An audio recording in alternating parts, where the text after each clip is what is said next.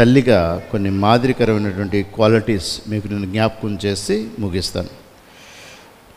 నీవు దేవునికి మధ్య, బిడ్డలకి మధ్య తల్లి మధ్యవర్తిగా ఉండాలి.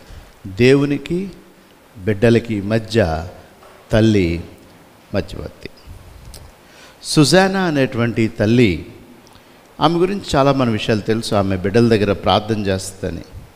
అయితే ఆమె నేర్పిన కొన్ని రూల్స్లో మొట్టమొదటి రూల్ ఏంటంటే, భోజనానికి మధ్య చిరుతిళ్ళు, స్నాక్స్ లేనటువంటి కుటుంబంగా మన కుటుంబం ఉండాలని మొదటి రూల్ రాసిందంట ఇంట్లో. భోజనానికి మధ్య చిరుతిళ్ళు ఇవ్వను అని రాసిందంట ఫస్ట్ రూల్. అని దానివల్ల ఏంటంటే, ప్రస్తుత పరిస్థితుల్లో ఊబకాయి, అనారోగ్య కలిగిన బిడ్డలు మన కుటుంబంలో పెరగకుండా ఉండాలి అంటే, ఆరోగ్యకరమైన బిడ్డలు పెరగాలి అంటే భోజనానికి మధ్య మీకు నో స్నాక్స్ అని రాసిందంట ఫస్ట్ రూల్ తన లివింగ్ రూమ్లో, అందరూ ఉండేటువంటి రూల్లో. రెండోది ఏం చేసిందంటే, 9 గంటలకే, రాత్రి 9 గంటలకే పడుకోవాలి, మార్నింగ్ 7 గంటలకే సిద్ధపడి నాకు కనపడాలి. నేను జనరల్ రూల్సే చెప్తున్నా. 9 గంటలకే మంచం ఎక్కాలి, 7 గంటలకే సిద్ధపడి తనకి కనపడాలి బ్రేక్ఫాస్ట్కి. మెడిసిన్ కానీ అప్పట్లో పొడులు కానీ టానిక్లు కానీ వేసుకోమన్నప్పుడు మారం చేయడానికి వీల్లేదు. 3వ పాయింట్, టానిక్లు కానీ పొడులు కానీ వేసుకోమని కోరినప్పుడు మారం చేయడానికి వీల్లేదు. ఇవన్నీ నేను ఆవిడ యాక్చువల్గా ప్రేయర్కి ఫస్ట్ ఇచ్చింది, అది మీ అందరికీ తెలుసు కాబట్టి ఆమె ప్రార్థన అనేదే సుజానా యొక్క మొదటి రూలు. అవి విడిచి నేను మీకు కొంచెం చెప్తున్నాను. దైవజనులకి, జాగ్రత్త వినండి, దైవజనులకి పెద్దలకి నో చెప్పడానికి, వాళ్ళు చెప్పిన దానికి నో చెప్పడానికి వీలు లేదు. దైవజనులకు పెద్దలకు వారు చెప్పినటువంటి వాటికి నో చెప్పడానికి వీలు లేదు.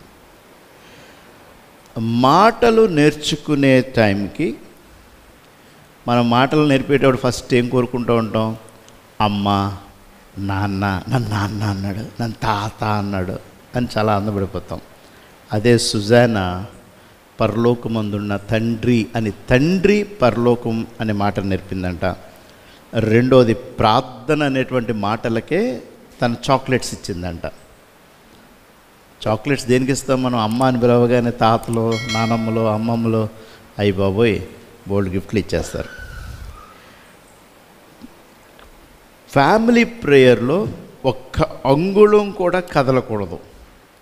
కుటుంబ ప్రార్థనలో బిడ్డలో ఒక్క అంగుళం కూడా కదలకూడదు.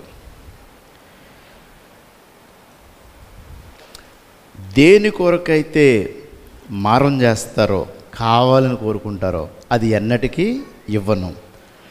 ప్రేమగా, గౌరవంగా రిక్వెస్ట్ చేసిన దానికే నేను ఇస్తాను.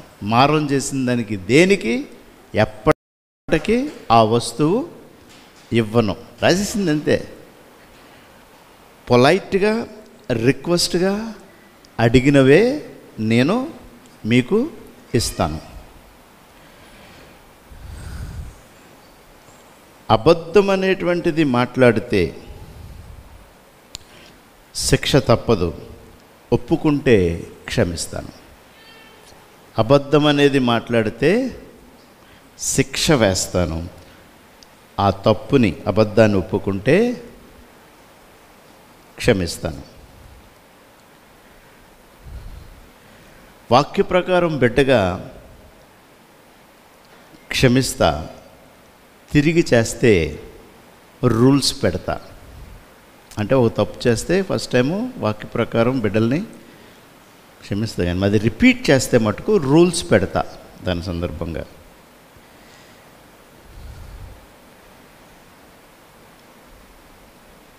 ఇంకోటి చాలా స్పీడ్, ఎవరి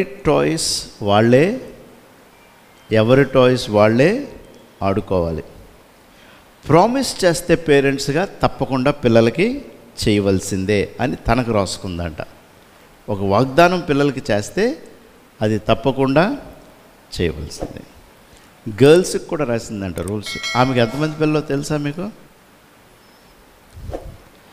జాన్ వెస్లీ, చార్లెస్ వెస్లీ అన్నవాళ్ళు ఈ ప్రపంచంలో మెథడిస్ట్ సంఘాన్ని స్థాపించిన ఆ యొక్క సోదరుల తల్లి గురించి చెప్తున్నాను నేను. ప్రపంచంలో యూరోప్లో అత్యధికమైనటువంటి మెథడిస్ట్ చర్చిల స్థాపకుడు, యూనివర్సిటీల్లో ఫస్ట్ చర్చెస్, ప్రతి యూనివర్సిటీలో చర్చ్ స్టార్ట్ చేసినటువంటి ఇద్దరు యవన బిడ్డల తల్లి రూల్స్ చెప్తున్నాను ఈరోజు మీకు. ప్రామిస్ చేస్తే తల్లిదండ్రులుగా చేయండి, నో చెప్తే అది నోగానే ఉంచండి. గర్ల్స్ 6 సంవత్సరాలు వచ్చేటప్పటికి ఇంట్లో తల్లి చేయగలిగిన పనులన్నీ నేర్పించినప్పుడే happy mother's day. Dish washing అయినా, క్లోత్ వాషింగ్ అన్నా, వెజిటబుల్ వాషింగ్ అన్నా, హౌస్ క్లీనింగ్ అన్నా, బెడ్ మేకింగ్ అన్నా ఆడపిల్లకి 6 సంవత్సరాలు వచ్చేటికి 100% రావాల్సిందే. చాలామంది తల్లులు ఆడపిల్లలు ఉన్నారు, నాకు లేరు కాబట్టి అది మీకే. నెక్స్ట్ కోడళ్ళకు కూడా ఒకటి రాసింది. రాబోయే యవన దశకు వచ్చాడు, కోడలు నాకు అందం కాదు, వాక్యం, ప్రార్థన, క్రమశిక్షణ చేసిన వాళ్ళే నాకు కోడళ్ళు అని రాసింది. అది తన రూల్స్. కాబట్టి వీటిని బట్టి ఎప్పటికప్పుడు మనం పరీక్ష చేసుకుందాం. మన క్రైస్తవ జీవితంలో మనం ఇంప్రూవ్ చేసుకుందాం, యోగ్యత పెంచుకుందాం.